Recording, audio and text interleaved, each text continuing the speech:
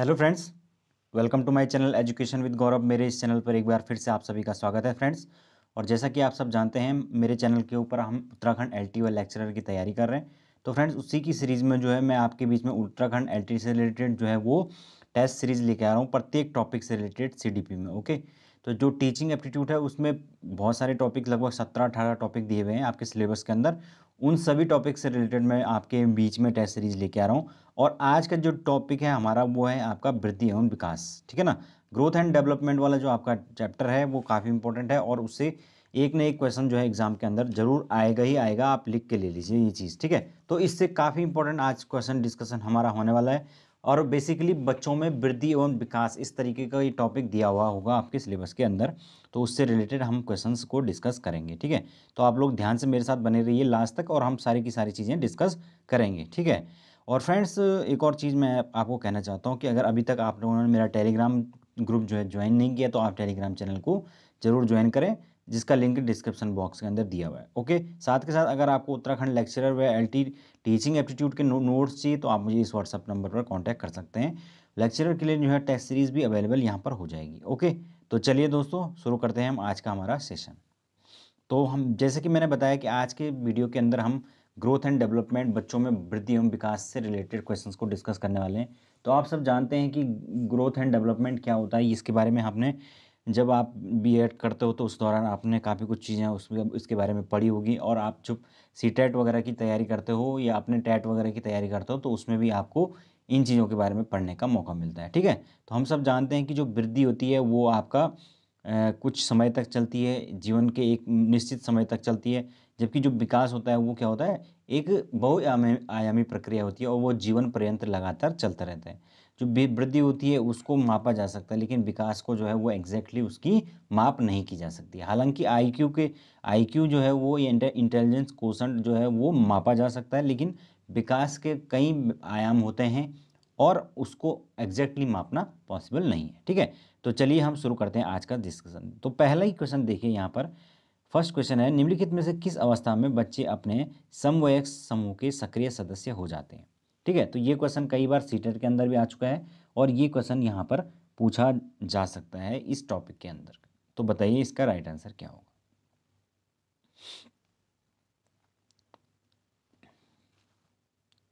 तो फ्रेंड्स, यहाँ पर देखिए आप कि जो विकास की अलग अलग अवस्थाएं होती हैं उसमें मैंने मतलब आप लोग पता होगा, आप लोगों ने पढ़ा होगा। मैंने भी ये शायद एक बार एक वीडियो के अंदर बता रखा है वृद्धि एवं विकास के अंदर, कि जो वृद्धि है विकास है, वृद्धि जो विकास होती है उसकी अलग अलग अवस्थाएं होती हैं। जीन पियाजे ने भी उनको अलग अलग रूप से डिवाइड किया है। जैसे कि आपका पहले से सहसा अवस्था आती है, फिर पूर्व बाल्यावस्था, फिर उत्तर बाल्यावस्था, फिर आपके किशोर अवस्था, फिर प्रौढ़ावस्था, है ना।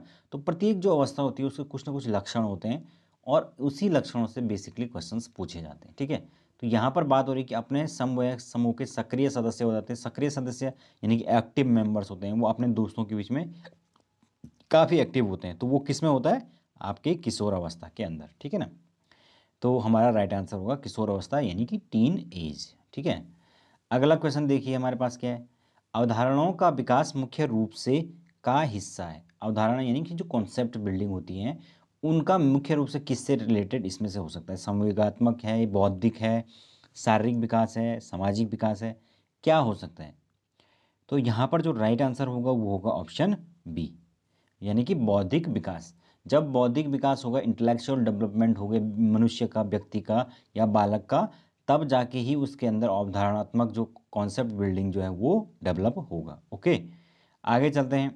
अगला देखिए हमारे पास क्वेश्चन क्या है। बच्चे के उचित विकास को सुनिश्चित करने के लिए उसका स्वस्थ शारीरिक विकास एक महत्वपूर्ण पूर्व आवश्यकता है। यानी कि जो शारीरिक विकास है वो होना बहुत ही ज़्यादा जरूरी है। तो यह कथन निम्नलिखित में से क्या कहना चाहता है। तो देखिए यहाँ पर पढ़िए इसको ध्यान से। पहला कथन कह रहा है कि गलत है, क्योंकि शारीरिक विकास विकास के अन्य पक्षों को किसी भी प्रकार से प्रभावित नहीं करता है। सेकंड है, गलत हो सकता है क्योंकि विकास नितांत व्यक्तिगत मामला है।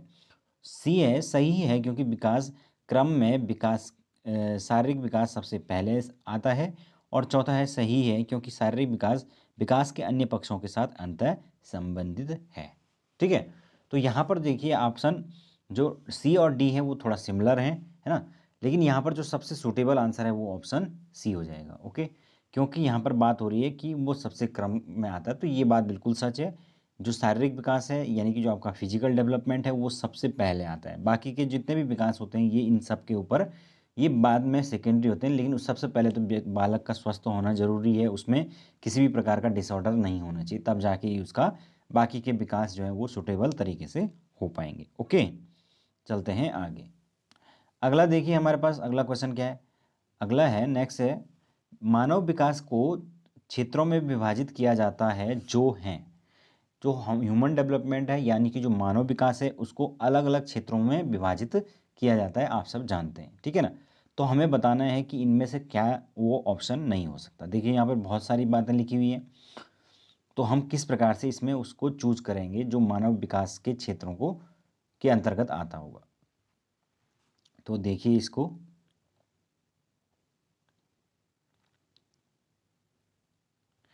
तो यहाँ पर दोस्तों जो आप देखिए यहाँ पर जो राइट आंसर होगा वो होगा ऑप्शन सी। कैसे? क्योंकि इसमें जो बाकी का ऑप्शन है उसमें सबसे पहले तो जिस ऑप्शन में आपको आध्यात्मिक विकास दिख जाए तो वो ऑप्शन आपने काट देना। तो आध्यात्मिक से बी वाले में है और डी वाले में, तो ये ऑप्शन सीधे सीधे कट हो जाते हैं, क्योंकि आध्यात्मिक विकास जो है वो मानव विकास के अंतर्गत नहीं रखा गया है। ओके, मतलब इसमें नहीं रखा गया है। वैसे तो आध्यात्मिक विकास भी अपने आप में एक मानव विकास का ही पार्ट है, लेकिन आधुनिक जो है मानव विकास के जो सिद्धांत हैं उनके अंतर्गत उसका हम अध्ययन नहीं करते। अब बात जो है हम बची किस किस के बीच में, कि फर्स्ट एंड सी के बीच में। तो यहाँ पर सी के अंदर एक अच्छी चीज़ थी, वो थी मनोवैज्ञानिक। तो यहाँ पर जो मनोवैज्ञानिक, क्योंकि हम मनोविज्ञान ही पढ़ रहे हैं तो मनोवैज्ञानिक विकास हमारे लिए बहुत ज़्यादा जरूरी हो जाता है, तो इसीलिए हमने ऑप्शन सी को चुन लिया, ठीक है ना। तो आई होप आप लोगों को समझ में आ रहा होगा। चलिए आगे चलते हैं। अगला देखिए, विकास शुरू होता है, तो हमें बताना है कि विकास जो है निम्नलिखित में से किस अवस्था से शुरू होता है।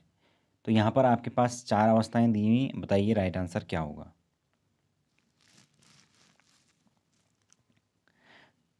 तो फ्रेंड्स यहाँ पर जो राइट आंसर हो जाएगा वो होगा ऑप्शन कौन सा, ऑप्शन डी, ठीक है ना, प्रसव पूर्व अवस्था। क्योंकि जो विकास होता है उसका प्रारंभ जो है वो आपके गर्भ से ही, माता के गर्भ से ही शुरू हो जाता है।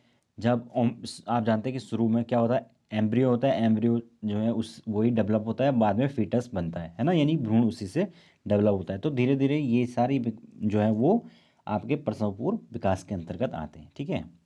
अगला देखिए, किशोर किशोरों के संदर्भ में निम्नलिखित में से कौन सा कथन सर्वाधिक उचित होता है। तो इनमें से बताइए सर्वाधिक उचित कथन क्या हो सकता है।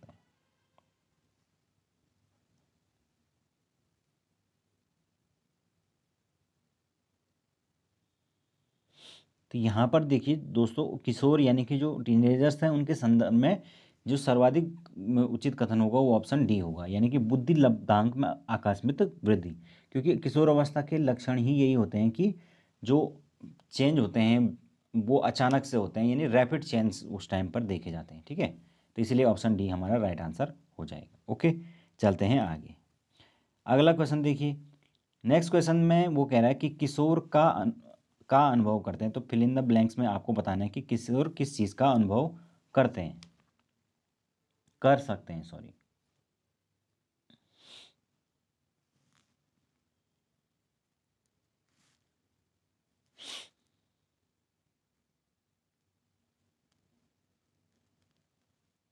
तो यहाँ पर जो दोस्तों राइट आंसर होगा वो होगा ऑप्शन बी, यानी कि दुश्चिंता और स्वयं से सरोकार। क्योंकि किशोर अवस्था के अंदर जो है, क्योंकि किशोर अवस्था को क्या कहा गया, तनाव की अवस्था, तूफान की अवस्था, विरोध की अवस्था, बहुत सारे नामों से इसको जाना जाता है। इस समय शरीर के अंदर बहुत सारे जो है वो इमोशनल एंड फिजिकल डेवलपमेंट बहुत तेज़ी से होते हैं। तो इस वजह से जो है वो जो कई तरह के मनोवैज्ञानिक जो हैं वो आपके अंदर जो है वो एक तरह का द्वंद्व चलता है। तो दुश्चिंता यानी कि चिंताग्रस्त भी यहाँ पर युवा हो सकता है, और स्वयं से सरोकार, स्वयं से वो अपने आप से बातें करता है, ठीक है ना। तो इस तरीके से ये किशोरावस्था के अनुभव किए जाते हैं। अगला देखिए, निम्नलिखित में से कौन सा सूक्ष्म गतिक कौशल का उदाहरण है ना। तो माइक्रो मोटर स्किल जिसको कहा जाता है, आपने सुना होगा सूक्ष्म गतिक कौशल या गामक कौशल भी इसको कहा जाता है, प्याजे की थ्योरी में आपने पढ़ा होगा। तो इसमें से ये क्या हो सकता है, देखिए चार दे रखे हैं आपके, फुदकना, दौड़ना, लिखना या चढ़ना। तो माइक्रो जो मोटर स्किल है उसके अंदर क्या होगा, तो यहाँ पर जो राइट आंसर होगा सूक्ष्म गति गाम कौशल के अंतर्गत फ्रेंड्स राइट आंसर हो जाएगा ऑप्शन सी, यानी कि लिखना। ठीक है ना, तो जो लिखना है वो सूक्ष्म गति कौशल के अंतर्गत सही आंसर होगा। ओके, अगला देखिए, अगला है हमारे पास मानव बुद्धि एवं विकास की समझ शिक्षक को निम्नलिखित में से किस योग्य बनाती है। जो बुद्धि एंड विकास की समझ है, ग्रोथ एंड डेवलपमेंट की जो अंडरस्टैंडिंग है, वो शिक्षक को निम्नलिखित में से किस योग्य बनाती है, हमें ये बताना है।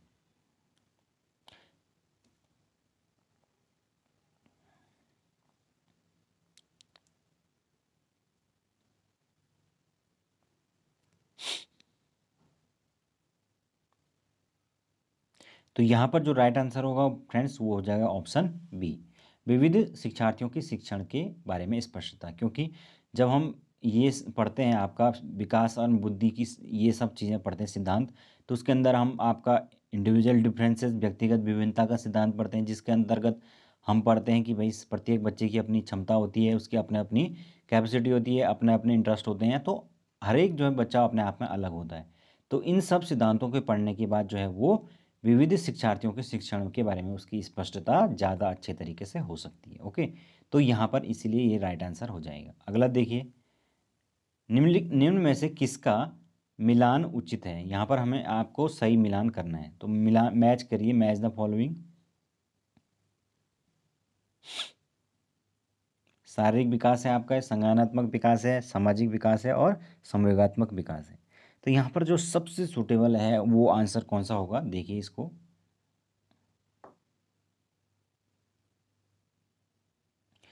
यहाँ पर जो दोस्तों सबसे सूटेबल हो जाएगा वो होगा ऑप्शन कौन सा, सी। ठीक है ना, सामाजिक विकास। क्योंकि यहाँ पर जो सामाजिक विकास है उसका सीधा सीधा संबंध किससे है, वातावरण से है। जैसा वातावरण होगा, जिस प्रकार का आसपास का सोसाइटी होगा, उसी प्रकार का किसी भी व्यक्ति का सामाजिक विकास, सोशल डेवलपमेंट होता है। ठीक है, तो इसीलिए यहाँ पर राइट आंसर सी हो जाएगा।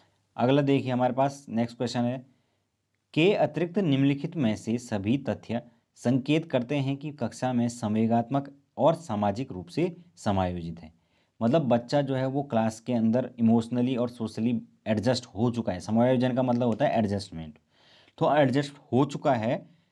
ये सारे के सारे ऑप्शन जो है उस चीज़ का क्या करते हैं, संकेत करते हैं, एक्सेप्ट वन, एक ऑप्शन ऐसा है जो इस चीज़ का संकेत नहीं करता है।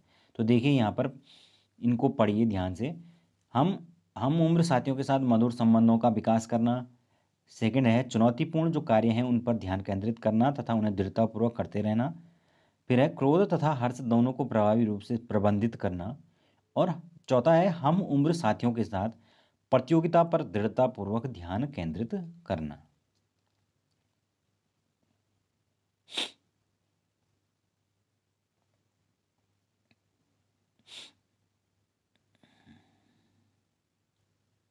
तो यहाँ पर जो राइट आंसर होगा फ्रेंड्स इसका वो होगा ऑप्शन कौन सा, राइट आंसर होगा यहाँ पर वो होगा ऑप्शन बी। ठीक है ना, तो क्योंकि यहाँ पर बात हो रही है चुनौतीपूर्ण कार्यों पर ध्यान केंद्रित करना और उन्हें दृढ़तापूर्वक करते रहना। तो इसका मतलब आपकी क्लास के अंदर जो है संवेगात्मक और सामाजिक रूप से समायोजन के रूप में से कोई मतलब नहीं है। बाकी जो है वो बाकी के काम वो अपने साथियों के साथ मधुर संबंध बना रहा है और क्रोध एवं हर्ष दोनों को वो मैनेज कर पा रहा है, बच्चों के साथ एडजस्ट कर रहा है और वो अपने हम साथियों के साथ जो है वो कंपटीशन की भावना रख रहे हैं। तो इसलिए इसका मतलब उसका समाजीकरण हो चुका है। इन बाकी ऑप्शन से ये पता लग रहा है। ठीक है, तो चलिए आगे चलते हैं, हमारा नेक्स्ट क्वेश्चन देखते हैं। अगला देखिए, पूर्व विद्यालय में पहली बार आया बच्चा मुक्त रूप से चिल्लाता है और 2 वर्ष पश्चात जब प्राथमिक विद्यालय में वह पहुंच जाता है तो अपना तनाव चिल्लाकर व्यक्त नहीं करता है, अपितु उसके कंधे व गर्दन की पेशियां तन जाती हैं। तो इसके व्यवहार का क्या सैद्धांतिक आधार हो सकता है। तो हमें बताना है कि क्या रीज़न हो सकता है कि वो इस प्रकार से बिहेव करता है। तो बताइए राइट आंसर क्या होगा इसका।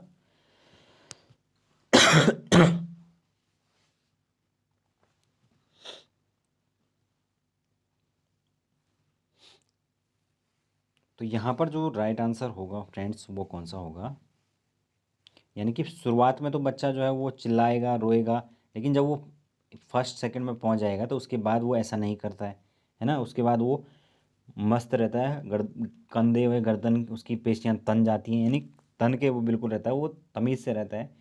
तो ये क्या रीज़न है इसका, मतलब ये क्या सैद्धांतिक आधार हो सकता है इसका, ये बताना है। ठीक है, तो इसका जो सैद्धांतिक आधार है फ्रेंड्स वो क्या है,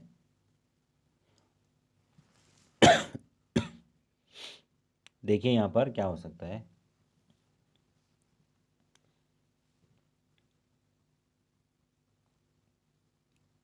तो यहाँ पर जो राइट आंसर होगा फ्रेंड्स वो होगा विकास जो है वो क्रमिक प्रकार से होता है। ठीक है ना, तो विकास जो है वो क्रमिक प्रकार से होता है। शुरुआत में तो वो उसका जो डेवलपमेंट है वो अलग प्रकार से होगा, लेकिन धीरे धीरे जब वो आगे बढ़ेगा, एडजस्ट हो जाएगा, तो उसका उस क्रम में डेवलपमेंट होता है। ठीक है ना, तो क्रम वाइज उसका डेवलपमेंट होगा। शुरुआत में सारे बच्चे इस तरीके से व्यवहार करेंगे और धीरे धीरे वो अपना व्यवहार सुधार लेंगे। ठीक है ना, अगला देखिए हमारे पास क्या है। यहाँ पर जो फ्रेंड्स कह रहा है कि मानव विकास यानी कि ह्यूमन डेवलपमेंट, तो ह्यूमन डेवलपमेंट क्या होगा इनमें से बताइए आप, राइट आंसर क्या होगा। तो यू मानव विकास मैंने शुरुआत में बताया था कि एक कैसी अवधारणा है, ये एक ऐसी व्यापक अवधारणा है जो कि क्या होती है, मात्रात्मक होती है, और इसके अंदर ग्रोथ ऑलरेडी समाहित होती है। तो अब बताइए इसका राइट आंसर क्या होगा। यहाँ पर क्या होगा, राइट आंसर ऑप्शन डी होगा। ठीक है ना, यानी कि जो ग्रोथ है, जो सारी डेवलपमेंट है उसके अंदर ग्रोथ भी है, तो ऑब्वियसली बात है कि मात्रात्मक भी होगी और गुणात्मक भी होगी। जो ग्रोथ होगी यानी कि जो वृद्धि होगी वो मात्रात्मक रूप से मापी जा सकती है, लेकिन जो आपके और डेवलपमेंट होंगे वो गुणात्मक रूप से मापे जाएंगे। तो इसीलिए ऑप्शन डी यहाँ पर राइट आंसर हो जाएगा। ठीक है, तो चलिए आगे चलते हैं। अगला देखिए हमारे पास, निम्नलिखित में से कौन सा बच्चों के संवेगात्मक विकास के लिए सर्वाधिक उपयुक्त है। तो बच्चे के इमोशनल डेवलपमेंट, संवेगात्मक विकास के लिए निम्नलिखित में से क्या सबसे उपयुक्त है, आप बताइए इसका राइट आंसर क्या होगा।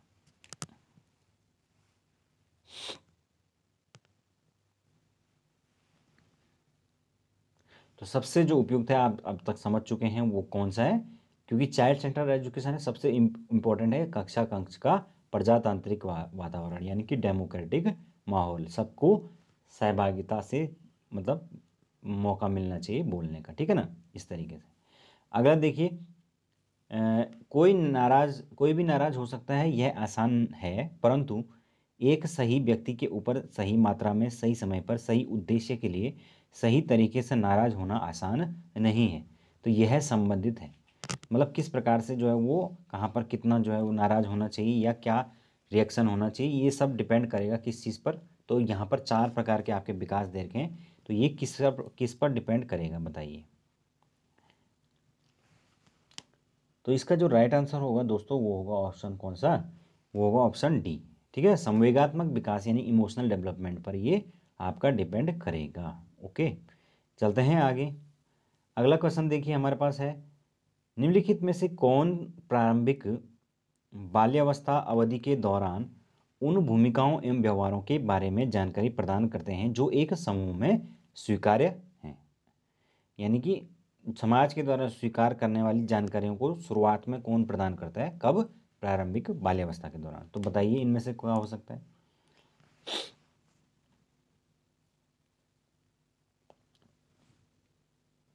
तो यहाँ पर जो राइट आंसर होगा वो होगा ऑप्शन सी। ठीक है ना, क्योंकि प्रारंभिक बाल्यावस्था की बात हो रही है 0 से 2 साल, और उस टाइम पर जो है बच्चा अपने माता पिता और भाई बहनों के साथ ही रहता है। ठीक है, तो इसलिए जो महत्वपूर्ण जो जानकारियाँ होंगी जो भी होंगी वो सब उसके माता पिता और भाई बहनों के द्वारा ही उसको प्रोवाइड करवाई जाएंगी। ओके, चलते हैं आगे।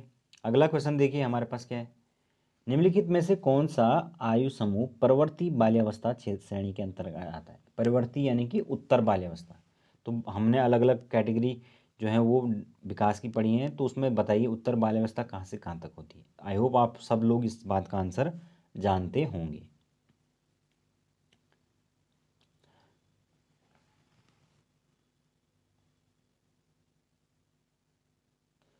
तो फ्रेंड्स जो परिवर्ती बाल्यावस्था वाली जो क्या बोलते हैं, परिवर्ती जो बाल्यावस्था होगी वो कब से कब तक होगी, वो होगी आपका 6 से लेकर 11 वर्ष तक। ठीक है ना, क्योंकि जो प्रारंभिक बाल्यावस्था होती है वो 0 से लेकर 2 साल तक होती है, लगभग कहीं कहीं 1 साल होता है, लेकिन जनरली 2 साल। फिर उसके बाद 6 लगभग आपका शुरुआती जो 5-6 साल तक होगा वो आपका पूर्व बाल्यावस्था होगा, और फिर 6 से लेकर 11 साल या 12 साल तक उत्तर बाल्यावस्था होगी। फिर उसके बाद 12 से और 18 तक पूरा आपका 18-19 तक क्या चलेगा, किशोरावस्था, और फिर आ जाएगी आपकी प्रौढ़ अवस्था। ठीक है ना।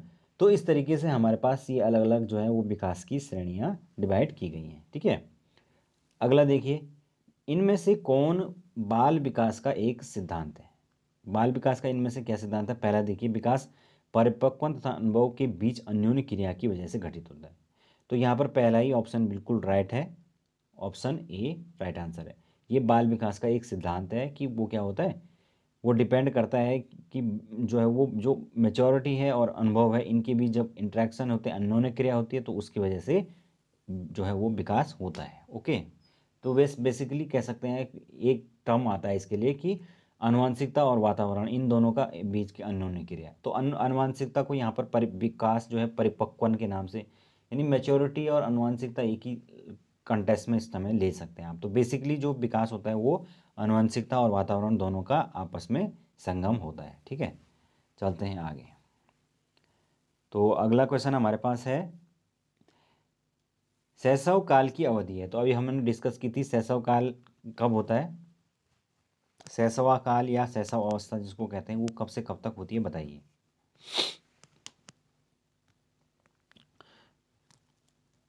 तो इसका जो राइट आंसर होगा वो होगा ऑप्शन कौन सा, बी। ठीक है ना, जन्म से लेकर 2 ईयर। अगला देखिए, मध्य बाल अवस्था। अगेन वही क्वेश्चन आ गया, मध्य बाल अवस्था यानी कि जो किस किस बाल अवस्था की बात हो रही है, ये उत्तर बाल्यावस्था की बात हो रही है। तो यहाँ पर भाषा में डॉट के बजाय डैश अधिक है, डैश के बजाय अधिक, मतलब आपको बताना है यहाँ पर क्या कम होता है और क्या अधिक होता है। तो इनमें से देखिए आप क्या हो सकता है। पहला है अहम केंद्रित समाजीकृत, फिर है समाजीकृत अहम केंद्रित, फिर जीववाद और समाजीकृत, फिर है परिपक्व और अपरिपक्व। तो यहाँ पर जो है वो राइट आंसर होगा ऑप्शन बी। ठीक है ना। बट यहाँ पर जो मध्य बाल्यावस्था होती है उसमें भाषा में समाजीकृत मतलब सोशलाइजेशन उतना नहीं होता है बच्चे का, बजाय उसके क्या होता है वो अहम केंद्रित होता है, वह खुद में ही अपना खोया रहता है। ठीक है ना। चलते हैं आगे। अगला देखिए हमारे पास, निम्नलिखित में से कौन सा कथन विकास एवं अधिक विकास और अधिगम के बीच संबंध को सर्वश्रेष्ठ रूप से जोड़ता है। ग्रोथ एंड डेवलपमेंट या ग्रोथ एंड लर्निंग, अधिगम का मतलब होता है लर्निंग, इनके बीच में अगर रिलेशन हमें बताना है तो हम क्या बता सकते हैं बताइए। ये 4 ऑप्शन आपके सामने है, आप इनको देखकर बताइए।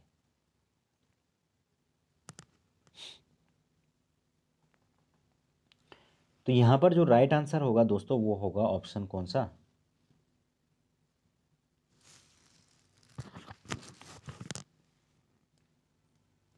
तो फ्रेंड्स यहाँ पर जो राइट आंसर हो जाएगा वो होगा ऑप्शन बी। ठीक है ना।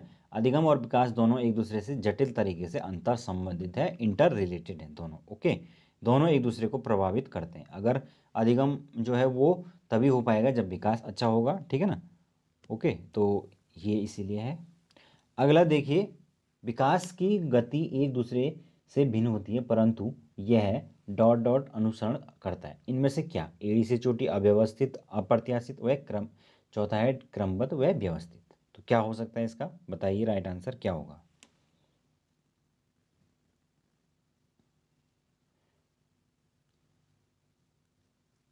यहाँ पर जो राइट आंसर होगा फ्रेंड्स वो होगा ऑप्शन कौन सा, डी।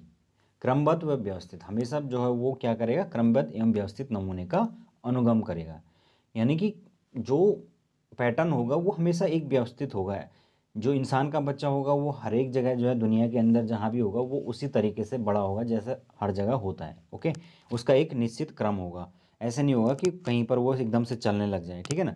उसी प्रकार जो जानवर का बच्चा होगा वो उसी प्रकार से होगा जैसे सब जगह होता है। तो उसका एक व्यवस्थित क्रम होगा और उसी हिसाब से वो विकसित उसका विकास होगा। ठीक है ना। तो इसी को कहते हैं क्रमबद्ध व व्यवस्थित होना। अगला देखिए, विकास के लिए निम्नलिखित में से कौन सा एक उचित है। तो यहाँ पर बताइए आप, 4 ऑप्शन है आपके सामने। विकास के लिए निम्नलिखित में से कौन सा एक उचित है?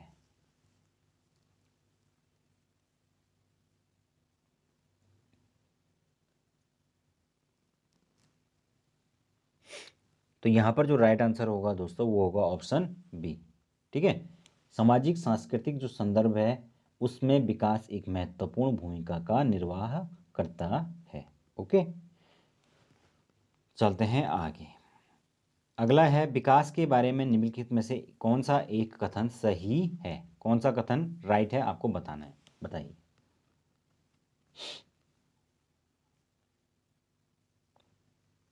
तो आई होप आप सब ने देख लिया होगा वो ऑप्शन, और आप बिल्कुल सही सोच रहे हैं। ऑप्शन कौन सा सही है?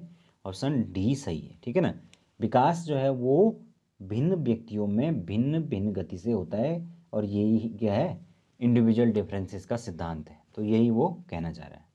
और आज का जो हमारा अंतिम क्वेश्चन है वो है मध्य बचपन की अवधि है। तो मध्य बचपन कौन सी अवधि है? अभी हमने डिस्कस किया था।